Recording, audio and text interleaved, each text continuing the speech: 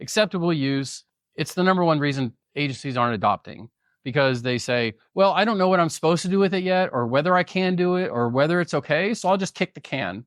So then people like folks at this table that were telling me cool stories, but I don't think they're in an authorized zone. But where is it in the organization? Well, we scared of it, so we haven't deployed it. So NASPO and NASCIO said it was the number one issue. Well, I already did it. I solved that problem for you, and I will give it to you for free. I'll give it to your organizations for free. I built the greatest acceptable use policy ever, and has all of these characteristics. So let me show you how ChatGPT and I did that together for you, so that you understand kind of the highest and widest use of what we can do here. I think it's awesome as an example of what you can do at the most sophisticated layman level, if I can put those two words together. I don't claim to be a data scientist, but I'm very good at ChatGPT. So this is me as a very high level layman. You'll help me build an acceptable use template for government. In order to do so, I'm going to provide you a series of links to current government acceptable use policies. You'll review all the links, and based only on the links, why do I say that? Because it might find some shady stuff. Who knows what else it would pull it from?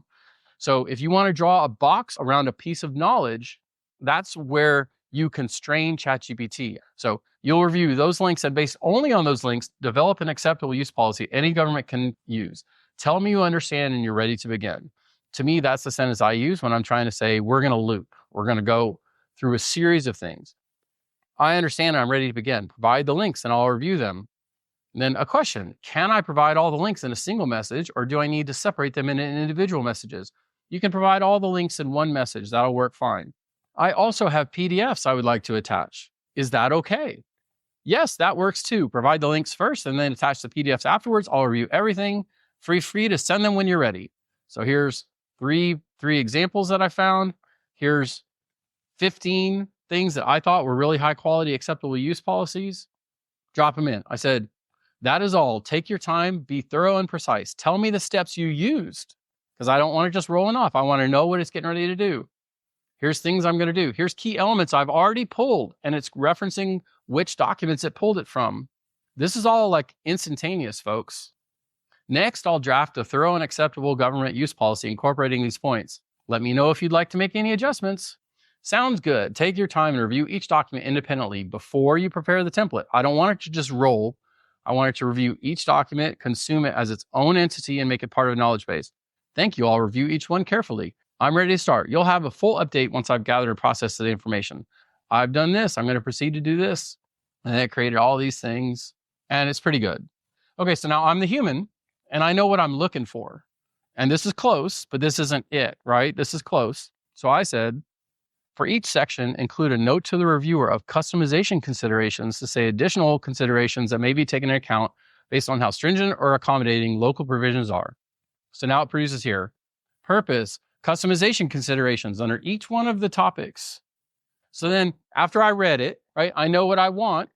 And I said, please provide a more expanded version of this section.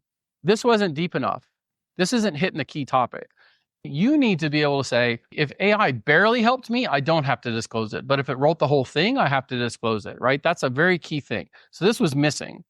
So then I come in, I've read the whole thing, and now I'm responding to my virtual assistant. And I say, provide a more expanded version of this section. And I grouped the section, and I said, and establish 3 to 5 levels of use that will help entities make more informed decisions. Here's an expanded section version of that section.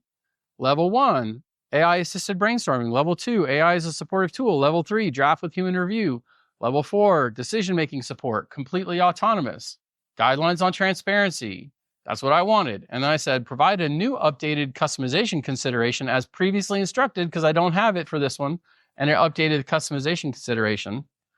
Y'all get what I'm talking about? Like with the interacting with it as a collaborator? Did I look like I was talking to a computer program? I was talking to a colleague. I was giving instruction. They're giving me a thing. I'm the wisest person in the room. So I'm like, it's good, but. It's like, okay. And then it's good, but. And then, okay. Right? And so now I have an amazing acceptable use policy. And if you want it, you can have it free. Me and ChatGPT give it to you. It's about learning. It's about understanding the tool. It's about not being impressed by something that's impressive because of a tool you already have access to. Don't be impressed until you learn how to use the tool yourself. And how do we do that? By using a sandbox approach, by saying that we need a place for you guys to learn. I want you guys to have skills so that you don't feel awed or surprised by things that you could learn about today. Hi, it's Dustin Lanier. Thanks for listening. Please find me on LinkedIn for original public sector operations content every week. And please reach out to me if I and my team of procurement professionals at Civic Initiatives can help you be a public procurement change agent.